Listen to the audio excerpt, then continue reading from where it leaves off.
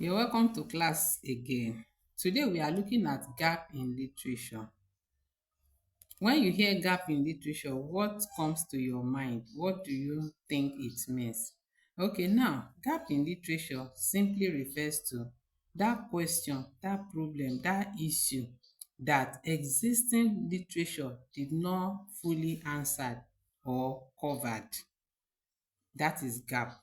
When something is not well attended to, there is a gap. Every study, every research will always have a gap because no one research or no one study can cover everything. For instance, now you're talking about motivation. One single research cannot cover all the areas of motivation. So there will always be a gap. So new researchers that are coming will now have to fill the gap that is left open. So that is what it means when you hear gap in literature. Now, there are different types of gaps in literature. We have basically four of them. The first one, we have the methodology gap. Then we have the context gap, we have the population gap, and the time gap. So each of these, when you look at the literature, you will always see one of these four. You always see one of them in each study. So now when we talk of methodology gap means that maybe all the existing research that is done on a particular subject matter, maybe the method they used was survey, just survey, none use um none use interview, qualitative interview. Some maybe the method they use was quantitative, they did not use qualitative, and you want to make your own study qualitative, not quantitative. So all this, when you look at the method used, there's always gap. So you now fill in the gap. For instance, say all the research or study that you have seen on policy or taxation, what they use was survey. You now said, okay, let me not use survey, let me use qualitative interview. You use interview. So you have covered a gap in that aspect. So you doing that means your work is original, even if you're looking at the same title, the same topic. In as much as the method is different, it makes your work original. Again, when you look at the gap, context gap has to do with the place where the research took place, where it was conducted. Maybe in all the research that you have seen, like for instance, we say motivation. Maybe all the studies you have seen on motivation, they were all done in Lagos State, and you are staying in Calabar, and there is no work that has been done in Calabar. That is a context gap. You can do that same research in Calabar. It doesn't mean you are plagiarizing. Your work is original because yours is done in Calabar. The other one that you have seen is done in Lagos. So your work is not plagiarized.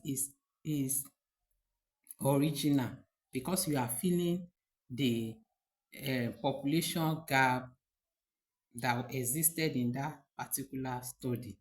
So it has to do with place, maybe abroad. All the one you are seeing was done abroad. There is not that is local. You want to do it local, or maybe all the research work you are seeing, they were done in urban areas. Nobody has touched the rural area. So you want to look at the rural area. Your work is original, so you can go ahead with it. It's original, it's not it can be the same topic, but in as much as the place is different, it is original. Now we talk of the group gap. Group gap has to be with the population used in the study. Like we are still using motivation for an example. Maybe all the studies you have seen on motivation was done on market women. They just market women that were studied. Nobody studied secondary school children, nobody studied undergraduate students. So you see, so now that there's a gap in that motivation study. So the person has done on market women, all the one existing one was on market women. Now you now decide to do on secondary school children or undergraduates. So you see that you are covering a gap in literature. So your findings could be the same, it could be different, but your population is different. Your work is original. Also, when we look at the time gap also, time gap has to do with when last that type of research was done. Like we said on motivation now, maybe the last research done on motivation was 10 years ago. That's a long time. There is need for new research, there's need for new findings concerning that. So 10 years is a long gap. You can decide to do that same research now after 10 years. It's original, it's not the same, it's not plagiarized, it's original. Because of the time gap, there is a gap.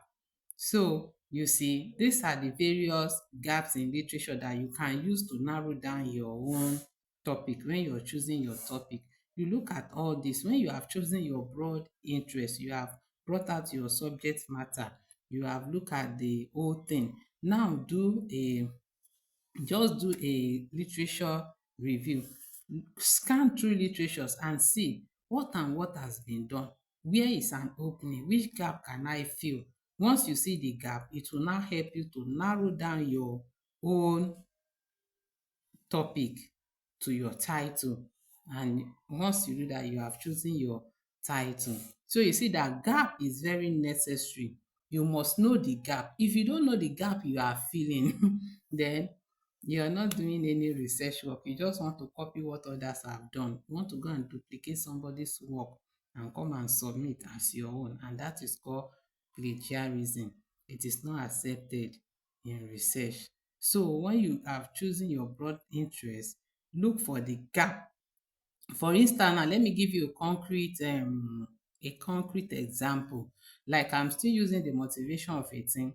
Let's say all the existing research, the broad interest of the existing there were student motivation. And now when you now look at the existing literature, all the existing literature shows that many study on this student motivation are in secondary schools. No study on university undergraduate, or maybe the study are very scanty in few universities. So this gap in that university undergraduate becomes your basis for specific research topic. That becomes your basis, so that is it. Once you're able to identify the gap, all the existing one was done in secondary school. So you want to do your own in the university, or you want to even go to offices and maybe you want to check secretaries. Secretaries, you just say, okay, let me look at if secretaries were motivated, how would they behave? You understand? So you look at a different group, a different population to study. Your work is still authentic. It's just like you seeing this research gap, you just see it like a relay race. A relay race, in a relay race they are always the baton is given to another person. One person starts it and gives the baton to somebody else, give the baton to somebody else on the race. That is how it is. Someone will stop at a place, you collect and continue. That is it. It's now your turn to write your own. Look at where have other people, where did they stop? Where did they stop? Look at where they stop. Then you pick it up from there. That is what literature in gap is all about. I hope you understand and I hope you're enjoying the class. So today we have come to the end of our class today. I still say subscribe. Don't forget to subscribe to the channel, on your notification bell so that when next I drop a new lesson, you can get them. So till when we meet in the next class, bye bye. God bless you.